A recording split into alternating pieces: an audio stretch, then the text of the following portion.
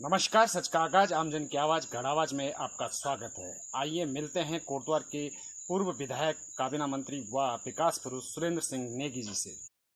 Sir, पूर्व मुख्यमंत्री हरीश रावत जी का कोटद्वार प्रवास में उन्होंने क्षेत्र भ्रमण किया, कई कार्यक्रमों में शिरकत की।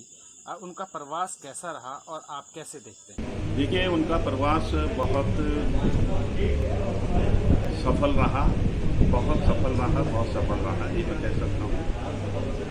गांधी जी की जयंती के अवसर पर उन्होंने कोटद्वार में विभिन्न क्षेत्रों में एक कार्यक्रम को आयोजित करने के लिए कहा था और उनका लक्ष्य जो है कि जो निचले दबे कुचले लोग हैं, जो लोग अभी तक कहीं न कहीं आर्थिक मंदी का जो दंश झेल रहे हैं, उनके बीच में पहुंचकर उनकी समस्याओं को जानने का उनका प्रयास था।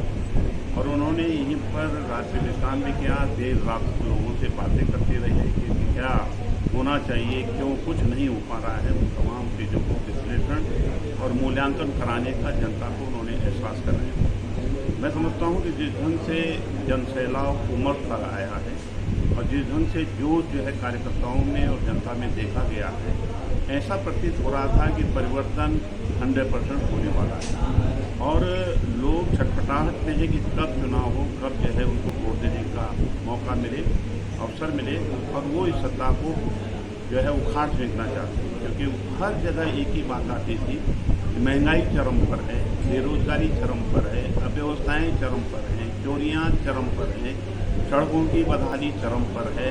कोई भी कार्य पिछले 5 सालों में धरातल पर नहीं दिखाई दिया और उनको ये भी लग रहा है कि अगर यही सरकार किसी वजह से रिपीट होती है तो इससे भी ज़्यादा दुर्दशा होने वाली है। ये कंक्लूजन था पब्लिक का जो मैंने आपको बताया।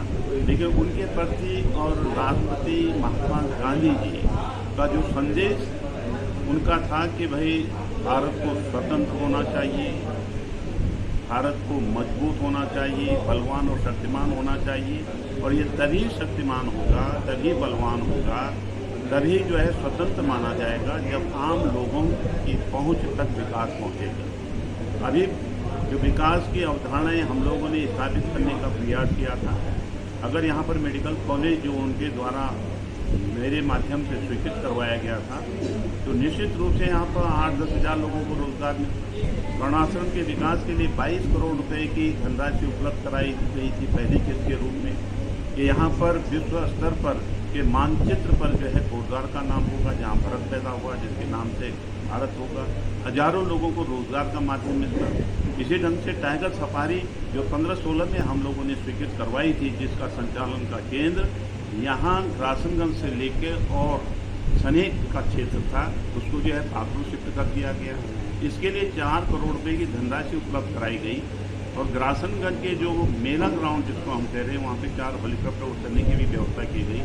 अगर यहाँ से संचालन का केंद्र प्रारंभ होता बजाय कि आपका पाखरू पे, बढ़ापुर को फायदा होने वाला है लेकिन कोटद्वार को नहीं, तो यहाँ पे हजारों हजार की तादाद में नौकरी लोगों को मिलती है। जिस नौकरियों के लिए आज जो है नौजवान जो है सड़कों पर जो है घूमने के लिए मजबूर है, अपने हाथों को खाली देकर जो है शर्मसार हो रहा है, हताशा और निराशा का भाव पैदा अपने मन के अंदर कर रहा है, उसको दूर करने का प्रयास होता है। ये जो लालढांग चिल्लरखाल मोटर मार्ग है, जिसके लिए धनराशि उन्हीं के द्वारा स्वीकृत करवाई गई थी हमारे द्वारा, जिसमें काम भी प्रारंभ हो गया था, टेंडर प्रारंभ हो गया था, लेकिन सिर्फ इसलिए रोक दिया गया कि इससे कांग्रेस को फायदा होने वाला होगा, इससे सुरेंद्र सिंह नेगी का नाम होगा। पैसा वही है, 5.25 साल के बाद आज उस पर डामरीकरण की बात की जाए। हमारा कहना है कि आपने पैसा कौन सा स्वीकृत किया इसके लिए, पहले का स्वीकृत था, अब तक तो 18 में इसमें जो है लोगों के लिए यातायात के लिए खोल दिया गया होता ही। दुर्भाग्य इस बात का है कि आज भी ये मार्ग अधूरा बन रहा है। लोगों को ये समझना होगा, क्योंकि एलिवेटेड रोड जो स्टेट वाइल्ड लाइफ बोर्ड का एक कमिटमेंट था, एक सैद्धांतिक सहमति थी, बगैर उसके ये रोड बन नहीं सकती। तो इन्होंने अभी तक उसकी DPR तैयार नहीं की, ब्रिजेज की DPR तैयार नहीं की।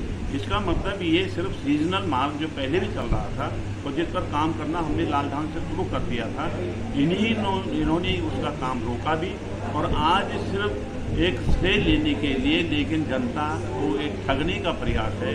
मैं समझता हूँ जनता समझ गई है। जनता पूछेगी कि इसके पुल कहाँ चले थे, इसके एलिवेटेड रोड कहाँ चलेंगे। जब ये नहीं होगा तो इसका मतलब ये सीजनल रोड बन रहा है। सीजनल रोड पहले भी बना था। इसका जो है लालडांग के नरखाल से यहाँ पर डामरीकरण का काम हमने प्रारंभ कर दिया था। सरकार बदल गई तो इन्होंने उसको रोक दिया। तो ये कहीं ना कहीं एक लोगों के अंदर भ्रम फैलाने का एक प्रयास है और इसके अतिरिक्त कुछ भी नहीं है। तो ये कोटद्वार के साथ मैं समझता हूँ बहुत बड़ी बेइंसाफी की गई। कोटद्वार से लेके कालागढ़ और रामनगर मोटर मार्ग यथावत चलता था, हर वक्त चलता था और इस मोटर मार्ग को भी बंद कर दिया गया।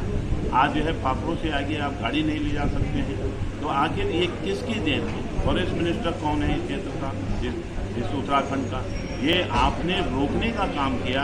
आपने मेडिकल कॉलेज का काम रोक दिया, आपने जो है कर्णाश्रम के पर्यटन केंद्र को रोक दिया, आपने टाइगर सफारी का काम रोक दिया, आपने लालधान चिल्लरखाल मोटर मार्ग जो बन जाता था उसको रोक दिया। यहाँ पर जो तमाम जो हम लोगों ने यहाँ पे केंद्रीय विद्यालय स्वीकृत करवाया था उसको आपने रोक दिया। तो ये तमाम रोकने के काम के अलावा इन्होंने कुछ भी नहीं किया और ये लोग समझ गए हैं और मन बना चुके हैं कि ऐसे लोगों से निजात मिलनी चाहिए।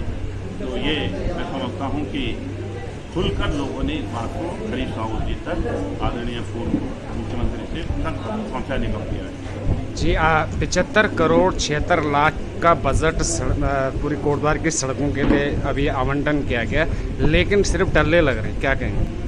देखिए ऐसा है कि अगर आप हमारे कार्यकाल की बात करेंगे 2012 से लेकर 17 में, तो आपको याद होगा कहीं कहीं पे तो 3-4 फुट हम लोगों ने इस सड़क को उठाया था, नए सिरे से इसको बनवाया था।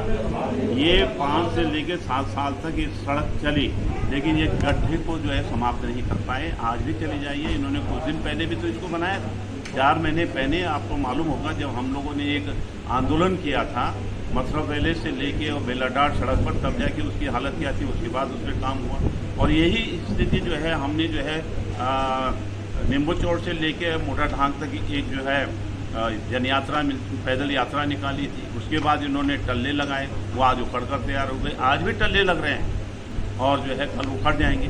तो ये इनकी मानसिकता मैं समझता हूँ सिर्फ विकास के कार्यों से मतलब नहीं है, सिर्फ लोगों को दिखावे मात्र के लिए लोगों को ठगने की एक प्रवृत्ति है, जिससे लोग समझ गए हैं।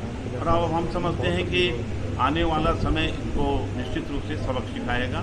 और अगर ये बात आज स्थिति है, मैं एक बात सवाल पूछना चाहता हूँ कि इन 3.5 सालों की मैं करना चाहता हूँ बात, क्योंकि 1.5 साल तक तो वो तमाम सड़कें चलती रही जो हमारे द्वारा निर्मित थी। उसके बाद इन्होंने एक नया पैसा, एक ढेला भी जो है 3.5 साल तक कोटद्वार को नहीं दिया।